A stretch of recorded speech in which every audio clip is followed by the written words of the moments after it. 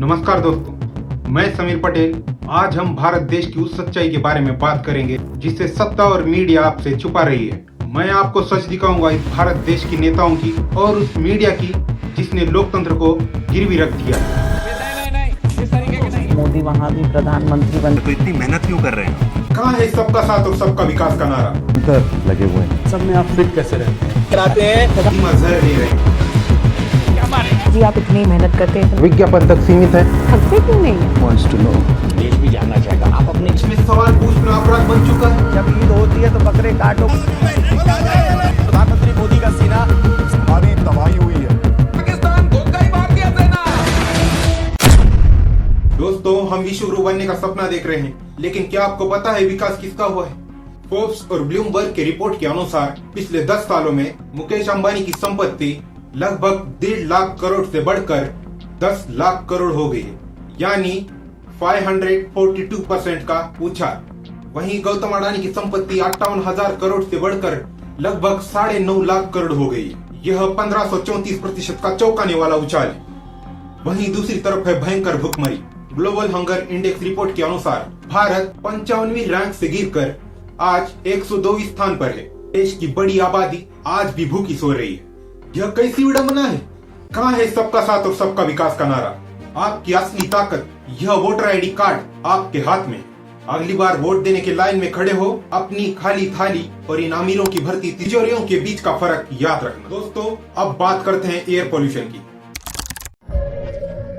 हम सिर्फ हवा में सांस नहीं ले रहे हैं, बल्कि धीमा जहर ले रहे हैं। यह प्रदूषण हमारे सीधे फेफड़ों पर हमला करता है, जिसमें अस्थमा, ब्रोंकाइटिस और यहाँ तक कि फेफड़ों का कैंसर तक होता है। आंकड़ों की बात करें तो जहाँ अमेरिका के वाशिंगटन डीसी का AQI आमतौर पर 40 से 50 के बीच रहता है, वहीं हमारी देश की राजधानी दिल्ली का एयर क्वालिटी इंडेक्स अक्सर 400 के पार चला जाता है।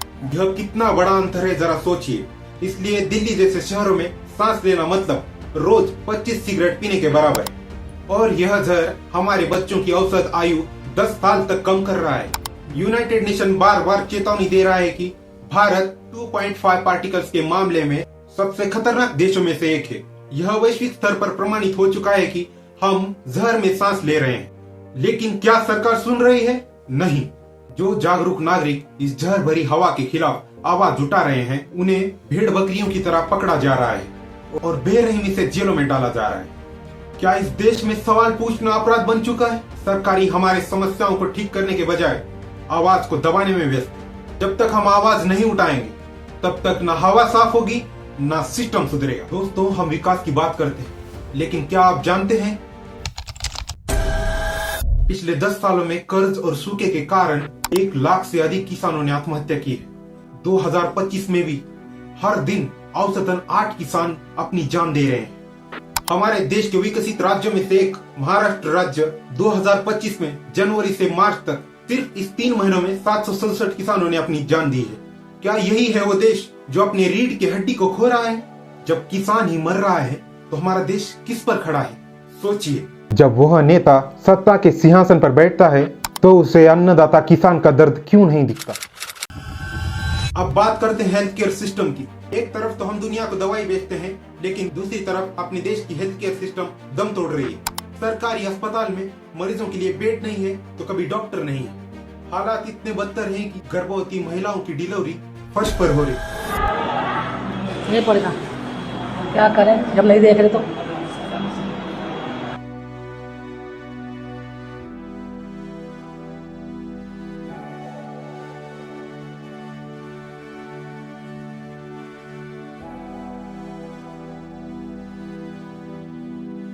सोचिए, यह हमारे देश की माताओं और बच्चों के साथ कितना बड़ा अन्याय है।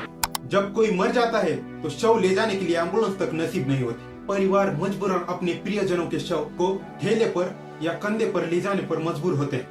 दोस्तों, यह बदहाली सिर्फ लापरवाही नहीं है, यह सरकार की प्राथमिकताओं में कमी का सबूत है। जब तक स्वास्थ्य सेवाएं मुनाफा नहीं बल्कि मानवाधिकार के लिए नहीं बनेगी, तब तक यह स्थिति नहीं सुधरेगी। बात करते हैं देश की एजुकेशन व्यवस्था की। जिस देश में हम बेटी बचाओ बेटी पढ़ाओ का नारा देते हैं, उसी देश में पैसों की कमी से एक पिता अपनी बेटी की शिक्षा छुड़वाने पर मजबूर है। क्या ये नारा वोट और विज्ञापन तक सीमित है? दोस्तों, विकास के दावे की और एक सच्चाई देखिए। बिहार में दरभंगा से कुछ महज किलोमीटर दूरी पर एक स्कूल पिछले 20 सालों से खुले आसमान के नीचे भरता है। 20 साल, क्या हमारी सरकार को इस बात की खबर नहीं है? यह किस तरह की नजरअंदाजी है? गर्मी हो या बारिश हो या कड़ाके की ठंड हो, हमारे देश का भविष्य खुले मैदान में ज्ञान हासिल करने को मजबूर है। इसलिए मैं कहता हूं दोस्तों, विकास सिर्फ कागजों पर है, हकीकत में नहीं है। यह स्कूल हमारी व्यवस्था के ऊपर एक तमाचा है। शिक्षा के नाम पर ईंट पत्थर रखकर उसे स्कूल बोल दिया जाता है, तो कहीं शिक्षा देने के बजाय शिक्षक ही सोते पाए जाते हैं। दूसरी तरफ प्राइवेट स्कूल ही शिक्षा को व्यापार बना चुके हैं। गरीब का बच्चा अच्छे स्कूल में पढ़ने का सपना तक नहीं देख सकता। जब शिक्षा ही ऐसी होगी तो कैसा होगा इस देश का भविष्य? यह हालत थी अपने देश की एजुकेशन व्यवस्था की। जिस युवा को देश का भविष्य कहा जाता है, वही युवा आज धर्म और जाति के मुद्दों में क्यों उलझा हुआ है? आसाम 1983, दिल्ली 1984, मुंबई 1992 और सबसे बड़ा और दर्दनाक दंगा 2002 में गुजरात में हुआ।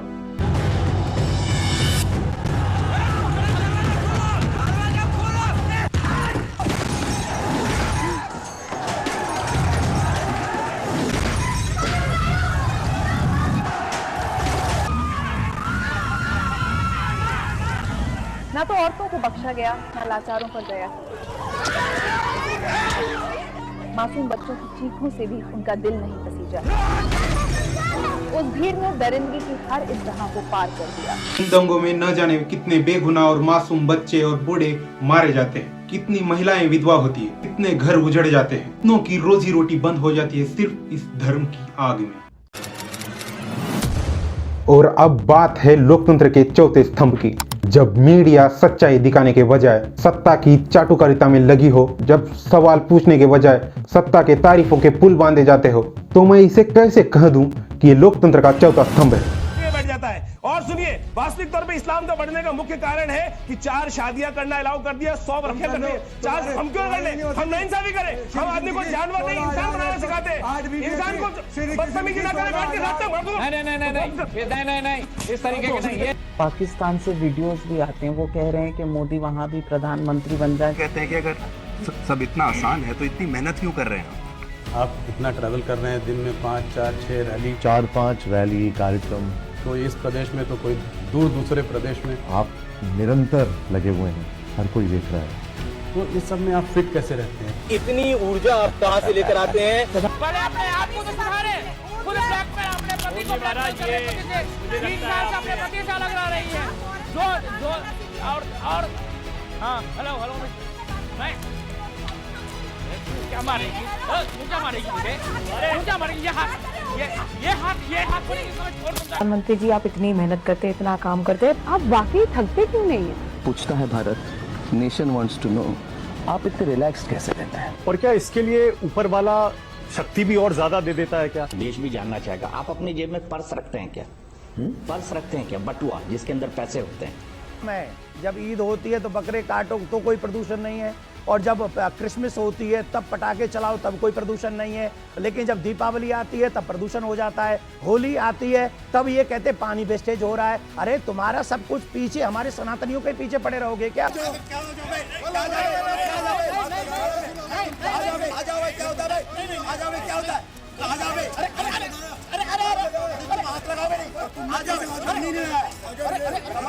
प्रधानमंत्री मोदी का सीना सलमान खान से भी 4 इंच चौड़ा है। विराट के सीने की चौड़ाई 42 इंच है, तो सलमान खान के सीने की चौड़ाई 46 इंच है, जबकि मोदी का सीना 56 इंच है। बड़ी खबर, पाकिस्तान घुस गई भारतीय सेना। इंडियन नेवी की पोजीशन यहां पर कहीं पर है, यहां पर इंडियन नेवी है। कराची का नेवल बेस, उसको मेजर डिस्ट्रक्शन हुआ है। कराची बंदरगाह पर भारी तबाही हुई है। 10 से ज्यादा धमाके वहां पर देखने को मिले, सुनने को मिले हैं कि पाकिस्तान का कोई इलाका और कोई शहर बचा नहीं है। जैसा कि आपने वीडियो में देखा कि मीडिया किस तरह से आदरणीय प्रधानमंत्री नरेंद्र मोदी जी को सवाल पूछने के बजाय उनकी चापलूसी में व्यस्त थी। और देखिए ये लोग कैसे भड़काऊ डिबेट्स अरेंज कराकर लोगों को भटका रहे हैं। इन डिबेट्स में ज्ञान नहीं, केवल आपत्तिजनक कमेंट्स, लड़ाई और गाली गलौज होती। कुछ महीने पहले हुआ सिंदूर ऑपरेशन के वक्त यही मीडिया ने सिर्फ व्यूज और टीआरपी के लिए फेक न्यूज किस तरह से फैलाए थे, आपको याद ही होगा। युवा जो देश का भविष्य है, उन्हें विकास के मुद्दों से भटकाकर उन्हें नफरत की आग में धकेला जा रहा है। क्या यही पत्रकारिता है? मीडिया नहीं दिखाती महंगाई का बढ़ता दर, नहीं दिखाती बेरोजगारी की मार, नहीं दिखाती अस्पतालों की बदहाल हालत और भ्रष्टाचार की बढ़ती दर। इसके बजाय यह युवाओं की दिशा भटकाकर दंगे भड़काने वाले मुद्दों को क्यों उठाती है? हमें जागना होगा, सवाल पूछना होगा। जब हम अपनी वोट की शक्ति को जाति और धर्म से ऊपर रखकर, तभी एक विकसित और न्यायपूर्ण भारत का निर्माण होगा। आप इस पर क्या सोचते हैं? कमेंट में अपनी राय दें। इस वीडियो को हर एक इंसान तक पहुंचाएं जो बदलाव चाहता है। चैनल को सब्सक्राइब जरूर करें। जय हिंद।